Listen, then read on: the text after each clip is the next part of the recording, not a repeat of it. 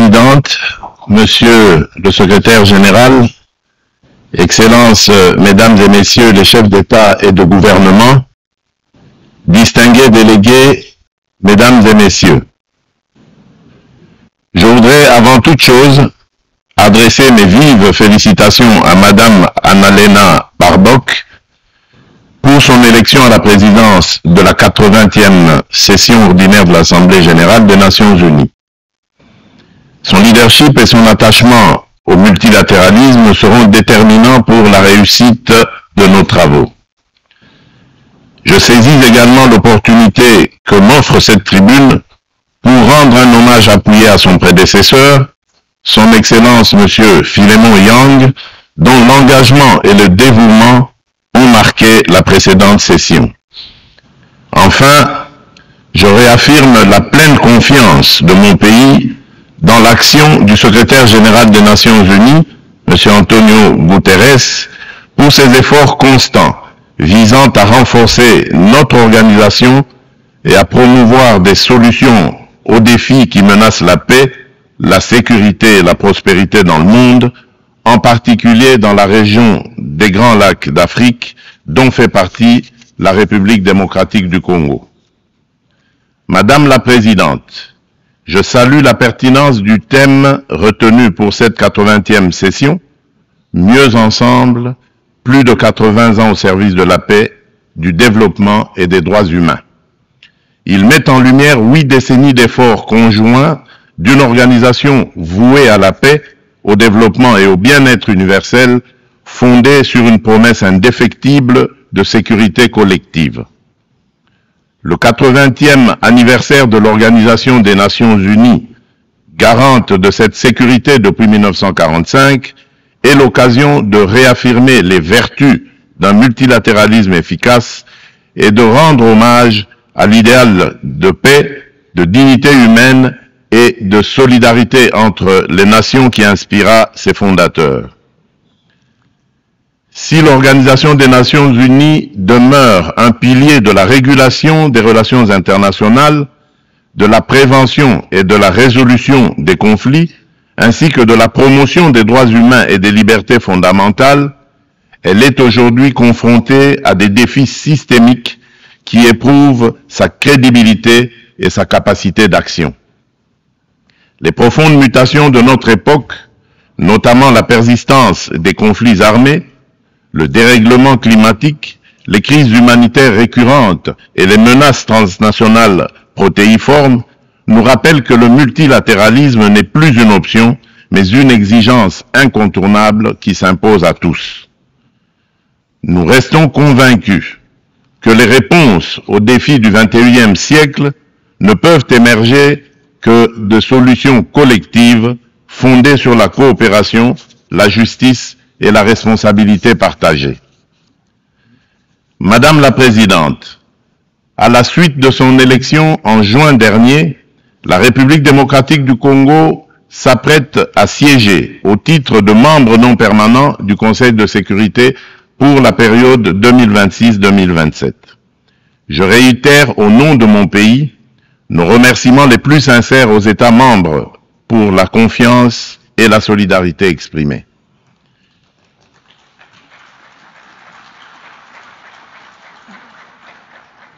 Notre participation sera résolument constructive et holistique.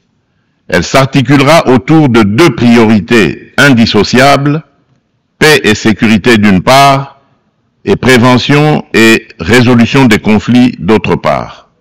Nous entendons également contribuer activement à l'élaboration et à la mise en œuvre du nouvel agenda pour la paix afin d'apporter, à la lumière de notre potentiel et de notre expérience, une impulsion à la réforme des opérations de maintien et de consolidation de la paix, ainsi que à l'adaptation du système de sécurité collective des Nations Unies.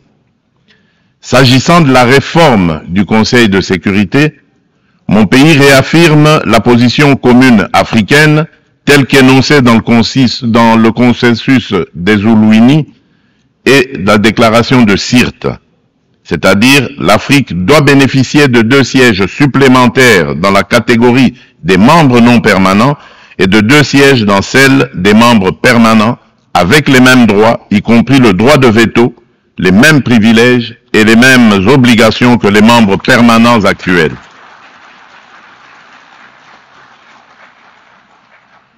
Forte de ces 54 États et de plus de 1,2 milliard d'habitants, l'Afrique ne saurait demeurer en marge des décisions qui engagent la paix et la sécurité internationale.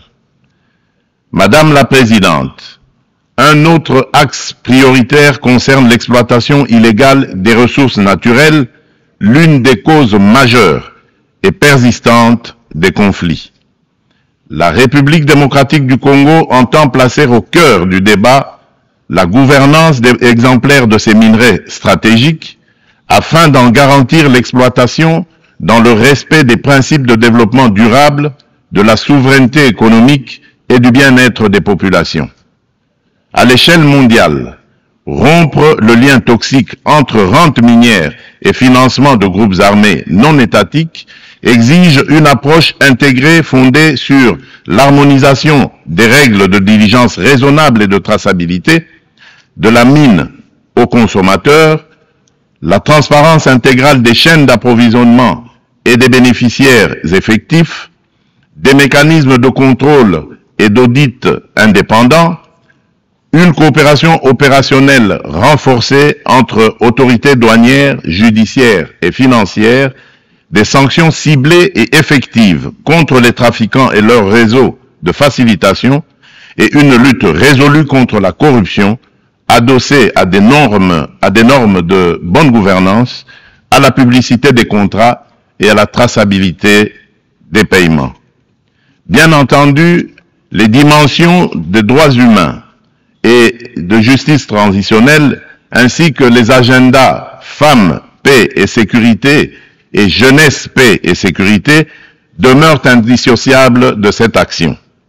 Leur prise en compte effective est la condition d'une paix juste, durable et inclusive. Madame la Présidente, à la veille de la mise en place de la commission d'enquête indépendante décidée par le Conseil des droits de l'homme des Nations Unies sur les massacres perpétrés il y a quelques mois par nos agresseurs et leurs supplétifs dans l'Est de mon pays, je lance un appel solennel à la communauté internationale. Elle a le devoir moral et politique de soutenir cette démarche essentielle afin d'établir la vérité, rendre justice aux victimes et jeter les assises d'une paix durable ancrée dans la mémoire et la responsabilité partagée. Madame la Présidente, alors que la planète se réchauffe et que les marginalisations s'aiguisent, ainsi et que les conflits se multiplient, le diagnostic qui avait inspiré en juillet 2023 la vision du nouvel agenda pour la paix du secrétaire général demeure pleinement d'actualité. Le monde est désormais confronté à des crises multiformes et profondes. Les fondamentaux de la prévention se sont affaiblis et le droit international, jadis puissamment rappelé par la Charte des Nations Unies, qui enjoint les États à s'abstenir de recourir à la menace ou à la force, est trop souvent bafoué. Notre système de sécurité collective en est ébranlé. Il ne saurait survivre à un sursaut de solidarité d'intérêt et de respect des règles. Dans ce contexte, la rhétorique guerrière regagne du terrain et l'on assiste impuissant au retour des vieux démons, agressions armées, guerre de prédation des ressources et de conquête d'espaces vitaux qui n'épargnent aucun continent. Tandis que la guerre entre Israël et le Hamas ravage la bande de Gaza, avec le risque d'une extension régionale, et que se poursuit le conflit russo-ukrainien, d'autres foyers s'embrasent au Yémen, en Birmanie et en Syrie. Le conflit armé qui perdure dans mon pays en est une illustration tragique. Depuis 3 décennies, la paix et la sécurité sont brisées à l'est de la République démocratique du Congo. Cette guerre s'est muée en une entreprise prédatrice. Elle dépasse depuis longtemps les seules dimensions militaires ou géopolitique. Elle vise à piller nos ressources, effacer notre mémoire collective et détruire nos communautés. Les conséquences sont désastreuses. Des millions de morts, des familles décimées, près de 7 millions de déplacés internes, femmes et enfants pris pour cible, des villages rayés de la carte, des générations sacrifiées. Dans plusieurs régions de l'Est, tous les marqueurs d'un projet d'extermination sont réunis. Les Nations Unies elles-mêmes, à travers le rapport Mapping, ont documenté l'ampleur des atrocités. Ce n'est pas seulement un conflit, c'est un génocide silencieux qui frappe le peuple congolais depuis plus de 30 ans.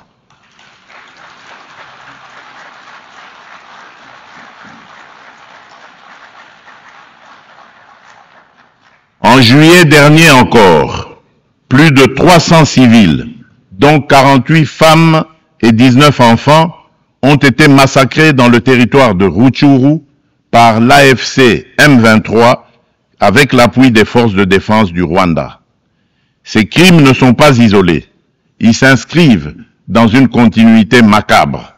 Je remercie les États-Unis d'Amérique d'avoir pris l'initiative le mois dernier de convoquer une session extraordinaire du Conseil de sécurité pour examiner ces massacres documentés par Human Rights Watch. Pour mettre un terme à ce conflit, le Conseil de sécurité, par sa résolution 2773 du 21 février 2025, a notamment exigé le retrait du M23 des villes de Goma, Bukavu et de toutes les zones sous son contrôle, le démantèlement des administrations parallèles instaurées en violation de la souveraineté de la République démocratique du Congo, ainsi que la cessation de tout appui direct ou indirect au M23. Je salue à cet égard le leadership du président Donald Trump, qui a créé les conditions d'un dialogue ayant conduit le 27 juin 2025 à Washington à la signature d'un accord de paix entre la République démocratique du Congo et le Rwanda. Cet accord engage expressément Kigali à un retrait complet et vérifiable de ses troupes et à la levée de ses mesures dites défensives. Il prévoit également le désengagement, le désarmement et l'intégration conditionnelle des groupes armés non étatiques au sein des forces armées de la République démocratique du Congo et de la police nationale congolaise, la mise en place d'un mécanisme conjoint de coordination en matière de sécurité, ainsi qu'un dispositif garantissant le respect de l'intégrité territoriale et l'arrêt des hostilités. Le retrait des troupes rwandaises, la fin de leur appui au M23 et le retour de l'autorité de l'État congolais sur toutes les zones occupées constituent des conditions non négociables pour une paix durable. Je demande aux Nations Unies de veiller à la stricte application de cet accord, désormais indissociable de la mise en œuvre de la résolution susmentionnée. Tant que ces décisions ne seront pas exécutées, le sang des innocents continuera à couler. Dans la même dynamique, la République démocratique du Congo et l'AFC M23 ont signé le 19 juillet 2025 à Doha une déclaration de principe engageant les parties à œuvrer de concert à une solution pacifique. Je voudrais exprimer ma gratitude à Son Altesse l'Émir du Qatar, Cheikh Tamim bin Hamad Al Thani, pour son dévouement et son engagement en faveur de la paix en République démocratique du Congo et dans la région des Grands Lacs. Je souhaite enfin exprimer ma haute appréciation pour la coordination assurée par son Excellence Faure Essomina Gnassingbé, président du Conseil des ministres du Togo, dans le cadre du processus de Lomé. Cette dynamique procède de la convergence des efforts du processus de Luanda, conduit avec constance par son Excellence João Manuel Gonçalves Lourenço, président de la République d'Angola et président en exercice de l'Union africaine, et du processus de Nairobi, facilité par son Excellence Uhuru Muigai Kenyatta, ancien président de la République du Kenya. Ensemble, ces initiatives ont jeté les bases d'un mécanisme unifié de facilitation régionale. Un élan que nous comptons poursuivre pour préserver la cohésion continentale, renforcer la coordination entre les initiatives africaines et consolider un cadre d'action harmonisé afin de restaurer de manière durable la paix à l'est de la République démocratique du Congo. Notre objectif demeure inchangé, obtenir une paix juste, durable et vérifiable, non une accalmie factice et éphémère qui, depuis près de 30 ans, a trop souvent déçu l'espérance de notre peuple. Nous attendons de la communauté internationale qu'elle se tienne avec constance et courage du côté du droit. C'est à ce prix que la vérité l'emportera sur l'impunité et que la paix redeviendra possible.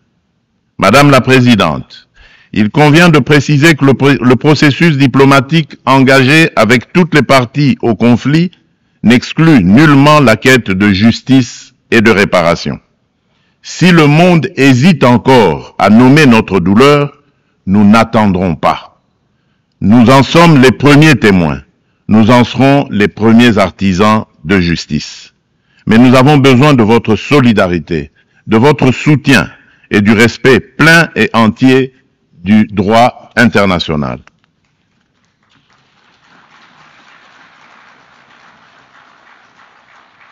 La République démocratique du Congo ne sollicite ni charité ni commisération, elle exige justice, vérité et dignité.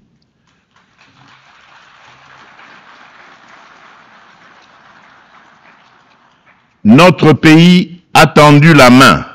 Nous avons signé des accords de paix, accepté le dialogue, pris des engagements pour la réconciliation. Mais une paix factice, bâtie sur l'impunité et l'oubli, n'est qu'un armistice précaire. L'histoire ne jugera pas nos discours, mais notre capacité à reconnaître les crimes de masse, y compris les génocides, et à mettre fin à l'impunité.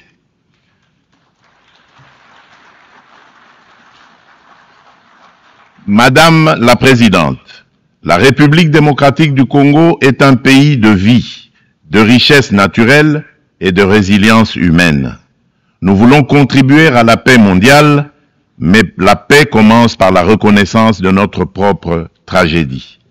J'adresse à cette Assemblée un appel solennel. Reconnaissez le génocide congolais, soutenez notre combat pour la vérité et la justice et aidez-nous à bâtir enfin une paix durable au cœur de l'Afrique.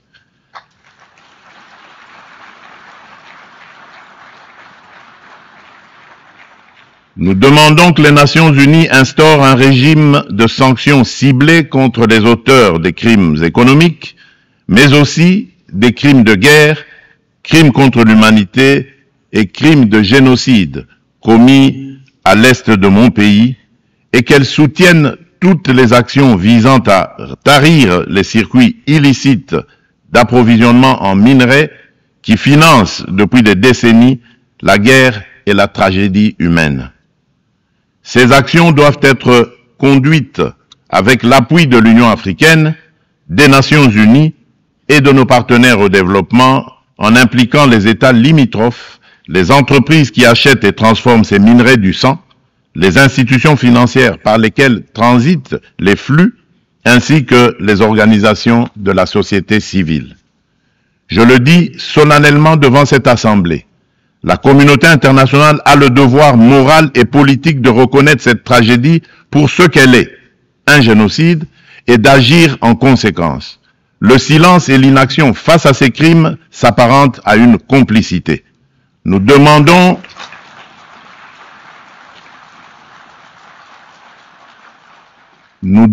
la mise en place immédiate d'une commission d'enquête internationale indépendante et dotée de moyens pour établir la vérité, rendre justice aux victimes et rompre le cycle de l'impunité qui nourrit ce drame depuis des décennies. Madame la Présidente, le terrorisme demeure une menace grave pour la paix et la sécurité internationale. Aucune région du monde n'est épargnée. Après l'Asie, l'Europe occidentale et l'Amérique du Nord, ce fléau s'enracine en Afrique et déstabilise plusieurs sous-régions. Al-Qaïda au Maghreb islamique, bien que fragilisé par l'action internationale, conserve ses capacités dans des zones grises et diffuse son influence. Boko Haram au nord du Nigeria et Al-Shabaab en Somalie maintiennent une emprise territoriale significative. En Afrique centrale, après les ravages causés par la Lord's Resistance Army, LRA, de Joseph Kony, le nord-est de la République démocratique du Congo subit les exactions des forces démocratiques alliées, les ADF, un groupe terroriste ougandais ayant fait allégeance à l'État islamique. Ces groupes extrémistes ont laissé derrière eux un lourd tribut humain et continuent de menacer la stabilité régionale. Membre de la coalition mondiale contre Daesh, la République démocratique du Congo appelle les Nations unies à s'engager plus résolument dans la mise en œuvre des recommandations de la dite coalition et du processus d'Aqaba, à savoir le partage renforcé de renseignements, l'assèchement des financements, la lutte contre la propagande et contre les sanctuaires, ainsi que le soutien accru aux communautés victimes dans le plein respect du droit international humanitaire. Madame la Présidente, face à l'urgence climatique, l'accord de Paris demeure le cadre juridique essentiel pour la redevabilité des États en matière d'émissions et d'adaptation afin de contenir le réchauffement à 1,5 degré Celsius. À ce titre, la République démocratique du Congo a adopté son plan national d'adaptation 2022-2026. Nous nous sommes engagés à arrêter et à inverser la perte de forêt et la dégradation des terres d'ici 2031, tout en promouvant un développement durable et une transformation rurale inclusive. Depuis décembre 2021, un ensemble de mesures soutient la restauration des paysages forestiers, notamment le programme Jardin scolaire pour 1 milliard d'arbres à l'horizon 2030, destiné à renforcer la séquestration du CO2 et la résilience des écosystèmes.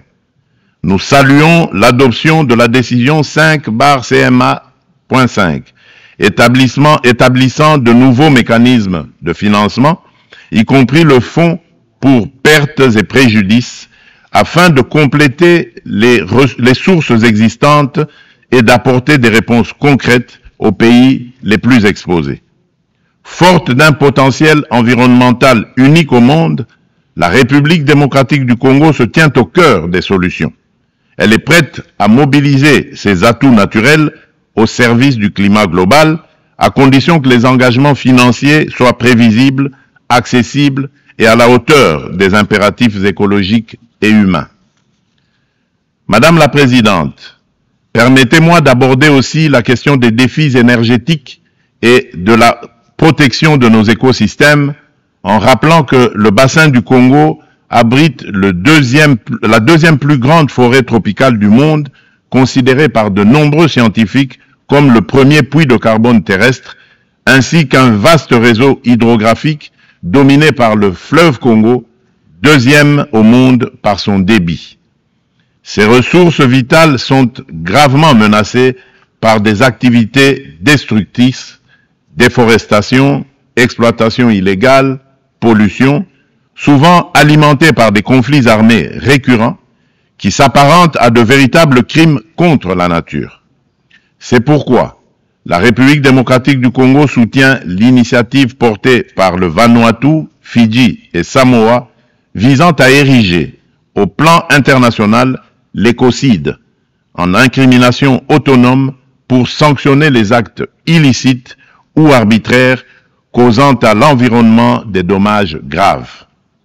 Madame la Présidente, l'adoption du pacte pour l'avenir rappelle l'urgence d'accélérer la mise en œuvre des objectifs de développement durable à 5 ans de l'échéance de 2030.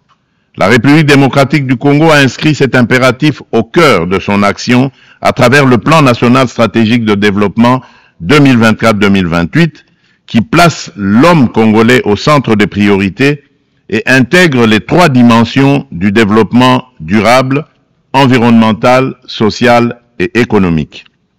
Ce plan s'articule autour d'orientations nettes, à savoir consolider la sécurité et la gouvernance démocratique, moderniser les infrastructures et le climat des affaires, protéger l'environnement et garantir l'accès aux services sociaux de base, eau, assainissement, éducation, santé, électricité, etc.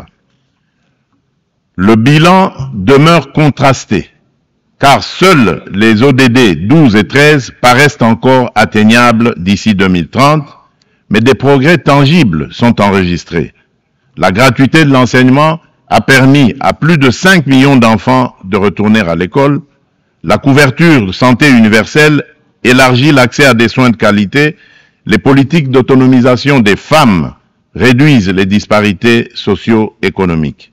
Ces acquis restent toutefois fragilisés par l'insécurité persistante dans l'est du pays et par la vulnérabilité de notre économie face aux chocs exogènes. Notre économie doit donc se transformer pour devenir un levier de durabilité et de prospérité. Pays solution face aux défis climatiques, mon pays entend valoriser ses forêts, ses tourbières et sa biodiversité au sein d'une économie climatique orientée vers une croissance verte, résiliente et sobre en carbone. À cet égard, le projet Grand Tinga, l'un des plus vastes complexes hydroélectriques au monde, incarne notre ambition et renforce le positionnement de la République démocratique du Congo comme pays solution. Fournir une énergie propre et compétitive pour électrifier nos territoires, décarboner notre industrie, soutenir l'intégration énergétique régionale et ouvrir la voie à de nouveaux usages, dont l'hydrogène vert. Cette trajectoire s'appuie sur le développement de marchés carbone intégrés, l'attraction d'investissements responsables et la création d'emplois décents et de moyens de subsistance durables pour nos communautés. Il reste cependant un obstacle majeur, la contrainte financière. Le fardeau croissant de la dette publique africaine, conjugué aux flux financiers illicites, réduit nos marges de manœuvre. Les besoins additionnels pour atteindre les ODD en Afrique sont estimés à 1600 milliards de dollars. Dans le même temps, les sorties illicites de capitaux minent nos devises et notre stabilité macroéconomique. D'où la nécessité d'une réforme urgente de l'architecture financière internationale afin de garantir aux pays en développement un accès juste et prévisible à des financements concessionnels alignés sur leur trajectoire nationale, y compris via une meilleure recanalisation des DTS, la capitalisation des banques multilatérales de développement, des facilités de liquidité contracycliques et une lutte renforcée contre les flux illicites. Madame la Présidente, depuis mon accession à la magistrature suprême de mon pays, la République démocratique du Congo, j'ai impulsé à la conduite de la chose publique une dynamique nouvelle intégrant systématiquement la dimension genre à tous les niveaux afin d'assurer une présence accrue des femmes dans les instances de décision. À titre illustratif, la part des femmes au sein du gouvernement est passée de 17% en 2019 à 32% en 2025.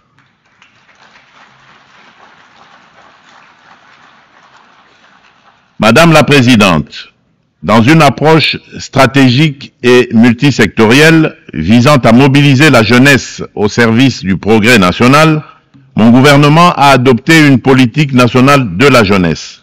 Celle-ci consacre l'engagement de l'État à faire de la participation pleine et entière des jeunes à la vie de la nation une priorité transversale assortie d'objectifs clairs et mesurables.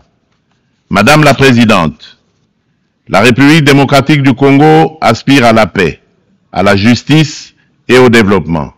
Elle est prête à agir à vos côtés pour une organisation des Nations Unies plus forte, plus inclusive et plus juste. Forte de ses atouts humains, naturels et stratégiques, mon pays entend les mettre au service d'un avenir meilleur pour les générations futures de notre maison commune, la planète Terre. Que Dieu bénisse l'humanité et nous accorde la grâce d'une paix véritable et durable entre toutes les nations du monde. Je vous remercie. On behalf of the Assembly, I wish to thank the President of the Democratic Republic of the Congo,